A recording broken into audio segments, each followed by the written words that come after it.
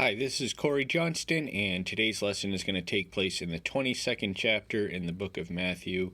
We're going to cover verses 15 through 33, and a lot happens in the 21st chapter. That's when he sets foot in Jerusalem, greeted as a king with palms on the donkey, fulfilling the prophecy of Zechariah. Then he goes to the temple and he clears it out. He gets angry at what they have done to his father's house. He takes it very personally, and he scatters away the man of Mammon and quotes a few Old Testament prophecies. Then he's in the temple, and his authority is challenged, and he sets the order on the line. Then he starts teaching by parable.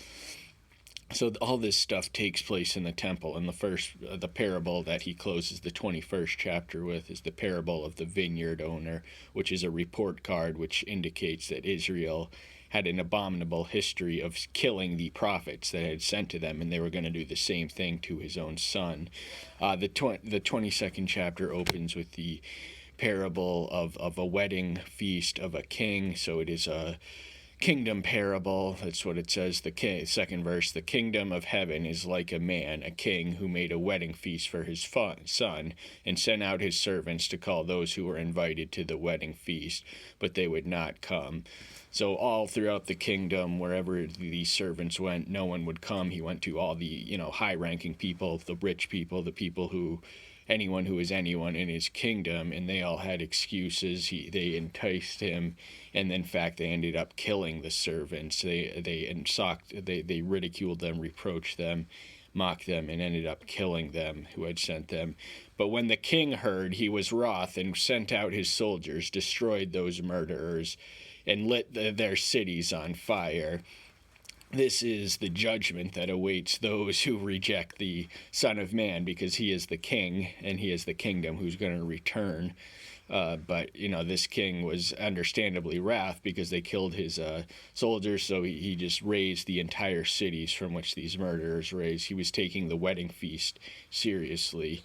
Then he said to his servants, "The wedding feast indeed is ready, but those who were invited were not worthy." Who is he talking about? Israel. They were invited. The covenantal racial relationship was described in terms of a marriage. Israel was the wife. Yahweh was the husband.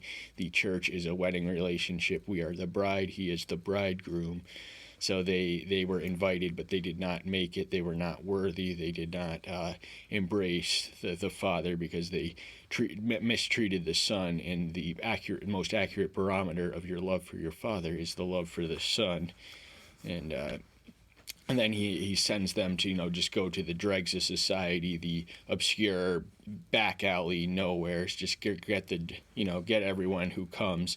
And those servants went into the street corners and gathered all whom they found, both wicked and good, and the wedding hall was filled with guests.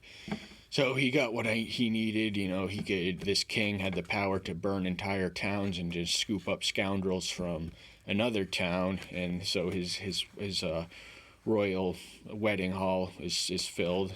People are there. Not the first invited guests, but look what happened to them. Not only are they not around, but their towns are razed to the ground. So this one's, and it's indifferent, their moral quality. They are wicked and good, and they are there.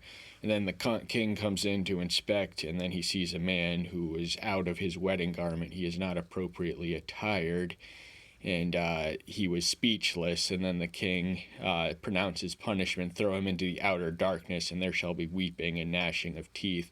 So the wedding, the wedding feast of our marriage, we are the bride. We have to be prepared for it. We cannot be clothed in the old filth of the old life. We cannot be in the mode of not be in the mode of repentance. We have to be in repenting and living by faith and obedience and everything else. We have to be prepared for when he comes, because in that moment it comes like a thief in the night, and it could happen any day now. "For many are called, but few are chosen." So there's a democracy about the calling. Everyone hears the invitation. Everyone hears the calling, or at least many. Not everyone, but close.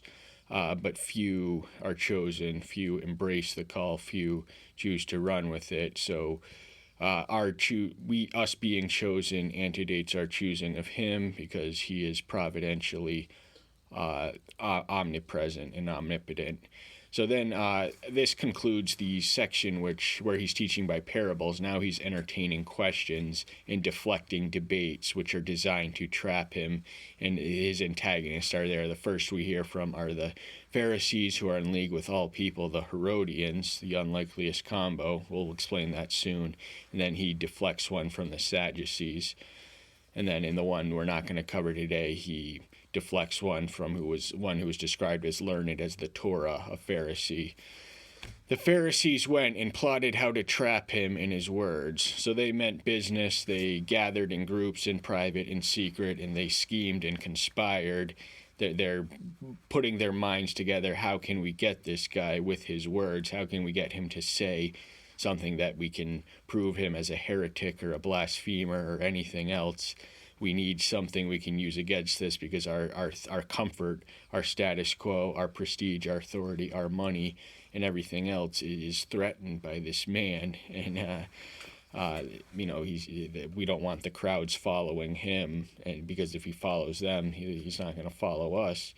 And they sent to him their disciples with the Herodians, saying, "Teacher, we know that you are true, and teach the way of Elohim in truth, and it does not concern you about anyone, for you are not partial to any man." So this is mock deference. This is insincere praise. It sounds nice. It is eloquent. It is rosy. But it is insincere, because by their own duplicity and double-mindedness, the very things they praise him for not having, they are combining and conspiring with the Herodians. The Pharisees were the ardent patriots. They were the separatists who came about in response to the Hellenistic intrusion, the cultural intrusion on the Jewish way of life, and they said, we want to be separate from that. We want to get away from it and keep ourselves pure from the other followers of what Yahweh. So it started with a great thing, and it began with a beautiful idea, but then over time, they just became self-righteous, and it became a species of worship of the Pharisees, and they got so wrapped into the image and persona and pride that when the Son of Man came, they couldn't even recognize him. And the Herodians, the Pharisees were the ardent Jewish separatists. They would have not been loyal to and would have taken it as not been patriotic to the Roman Empire, or not willful obedient subjects to them. They resented the Roman rule, and they would not. But the Herodians, King Herod was the one of Edomite Idumean descent who owed his throne to the military might of Rome. He would not be otherwise be accepted in the Jews. So they were in league with Rome. And what are these two doing together? If not the threat that this one man posed exceeded their mutually bitter animosity. That's how bad they wanted him. That's how number one this guy was. And so they say the right things. He is true. He does teach in truth, and he is no respecter of persons. All these attributes abound throughout the Old and New Testament, and he is not partial. James 2:9, we read, "Partiality to the rich is blasphemy." And otherwhere, but the point is, these two, the Herodians and the Pharisees, that no matter how delicately worded their overture is, this combination is deadly, because what reason could they possibly have to be in league together but to kill this man? Then say to us, what do you think? Is it right to pay taxes to Caesar or not? So this is the question, and most, even the Pharisees would have paid taxes to Caesar, but begrudgingly, but they asked if it was right to pay taxes. In other words, did he endorse Rome's right to rule and oppress and exercise power and control over his people? And this was a sensitive subject for Jews who valued their independence, even if it had been long gone in the age of the Gentiles. So the Pharisee sect remained, and they were strict, so they wouldn't have, they wouldn't have thought it was right to have paid taxes to Caesar, but, not every one of them wouldn't have not, but was he endorsing Rome's right to rule was the question, and the Herodians were there, so if he answered the way opposite that the Pharisees wanted him to, then he would be trapped. That's why both of them are together. But knowing their wickedness, Joshua said, "Why do you try me, you hypocrites?"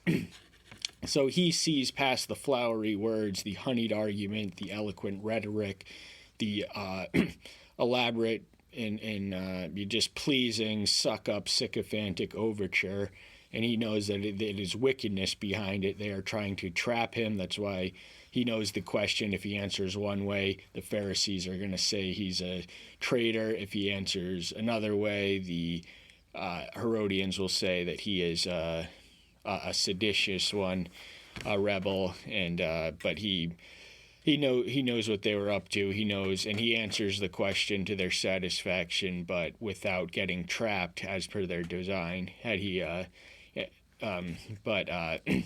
so he indicates that, "Why are you trying me, you hypocrites?" And the word hypocrite is all in the Hebrew original. It can also be translated as heretic. So we want to bear that in mind. These are heretics who are heretical people are more often inclined to be hypocritical as well. "Show me the coin of the tax," and they brought him a silver piece. So he begs the item in question. The item of concern is the tax, and he wants a piece of usable currency in motion, some monetary thing that he can hold up, and then he's going to ask. And he said to them, "Whose likeness and inscription is this?" So the obvious answer would have been Tiberius Caesar, then the reigning emperor of Rome, and on the back of it, it would have said the son of the divine Augustus. So this was idolatry. There was idolatry in using the Roman coin. Nevertheless, that was the one that they were stuck with. This was their mammon, their currency. And but because he was the state rule, he did not incite rebellion or resistance against Rome. He recognized their right to. He was unconcerned with the ways of the world. He did not take it personally. He was heartbroken at the apostasy of his Israel more so than the fact that they were being dominated by Gentiles. And they said to him, "Caesar's," and he said to them, "Then give to Caesar's what is Caesar's, and to Elohim what is Elohim's." This can be interpreted as an endorsement of a separation between church and state, and the development of the church state was unnatural to the early New Testament. So it wasn't until the year 300 that Constantine Christianized the Roman Empire and thus wedded the church to the state. But more to the point of the passage, Joshua recognizes that there is territories and jurisdictions between state. The state is legitimate, but it is limited. It cannot encroach or interfere on the higher laws of Elohim, and some of those laws do get in the way. There are more and more of them every day in this land of ours. What is marveled. And so, but don't give to, you can give to Caesar without taking away from Elohim, and that is the way to do it, according to the formula. And having heard, they marveled and left him and went away. So they came with their nets in hand. They were going to trap him and drag him back to the temple, just to sacrifice him on the altar, but they were frustrated in their efforts. So he has an artful way of deflecting. They're determined to trap him, but the trapping is a few days away. He's there in Jerusalem. I think only one day has passed so far, so he's got another 5 or 6 left. But for the moment, he's just dominating and owning the religious authorities. And the next of whom he deflects is the Sadducees. They would have been more predominant at the temple level. The Pharisees would reign supreme at the synagogue level.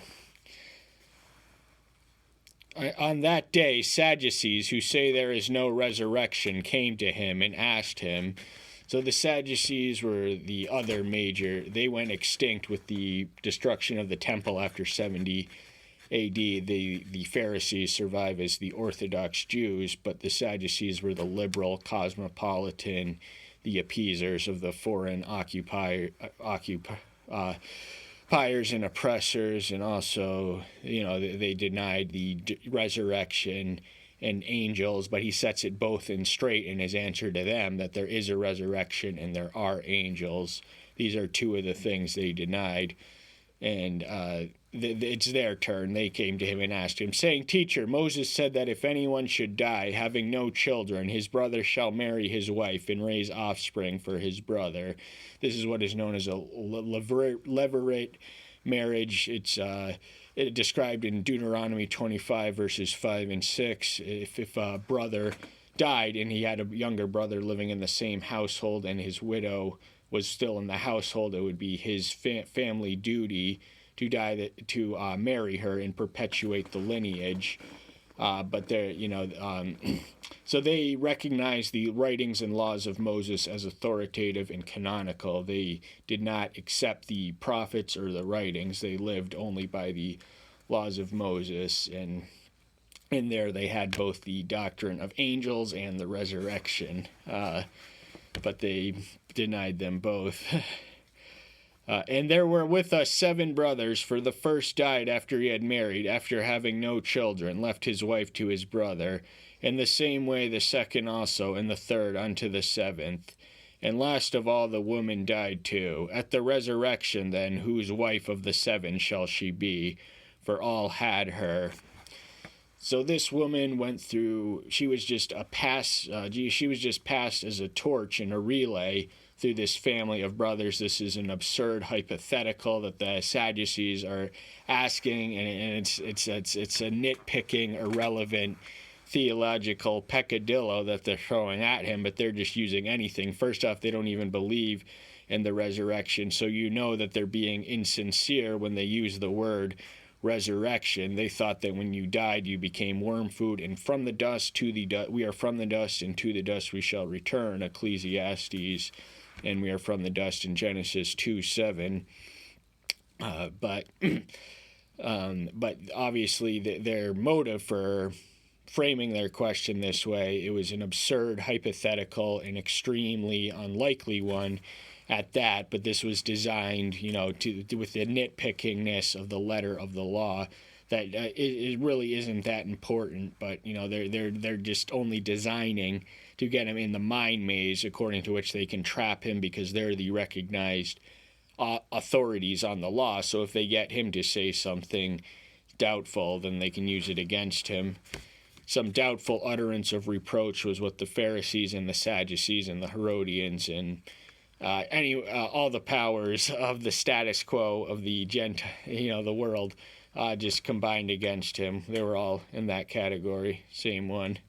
That's why we see unlikely alliances like the Pharisees and the Sadducees, but especially the Pharisees and the Herodians. The Sadducees would have been much more comfortable with the Herodians.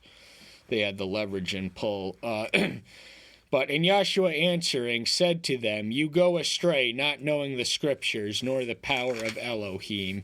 These are fighting words. He's calling them ignoramuses and just wayward sheep, people who are lost, not on the straight and narrow, not going to be saved, not knowing where they're going, not leading others to a positive destination.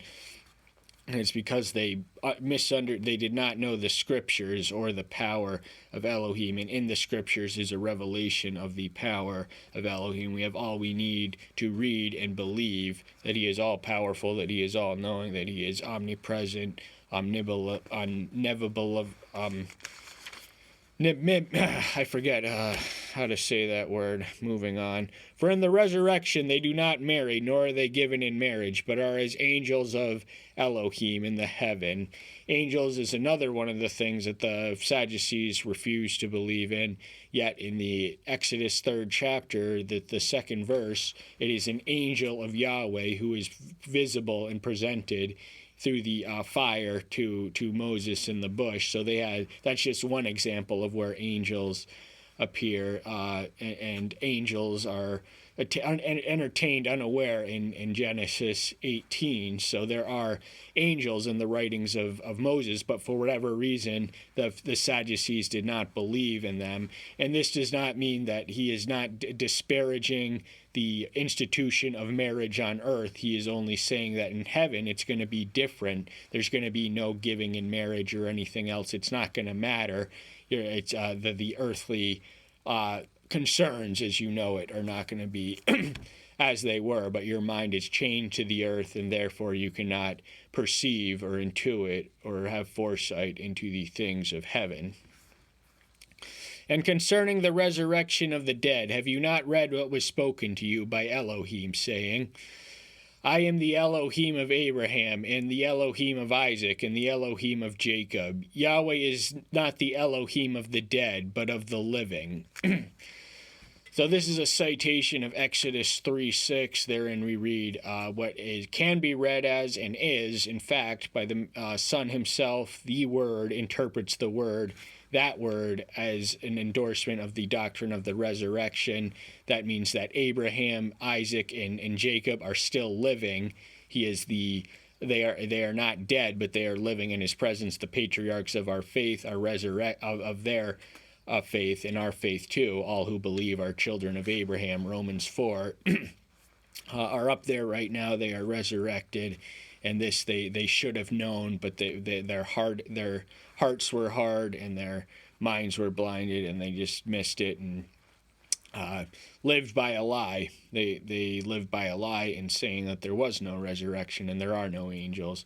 Those are lies. And when the crowds heard, they were astonished at his teachings. So as per usual, the crowd is in his corner. They've never seen anything like it. He's embarrassing the professional counterpart class, the ones who are trying to try him and prove him, and the crowd's just blown away by his wisdom and his knowledge and his answers, and the authority with which he teaches, and just how these people are trying to kill him right now, but they cannot. So he is a sight to see and certainly a sound to hear. It's once in a lifetime, once in an eternity that they get to witness a sermon, or a teaching rather, the words from the Word himself. That's all the time we have for today. Thank you so much. I'm so glad you're here. Stay tuned until next time. I'll see you then. Bye-bye.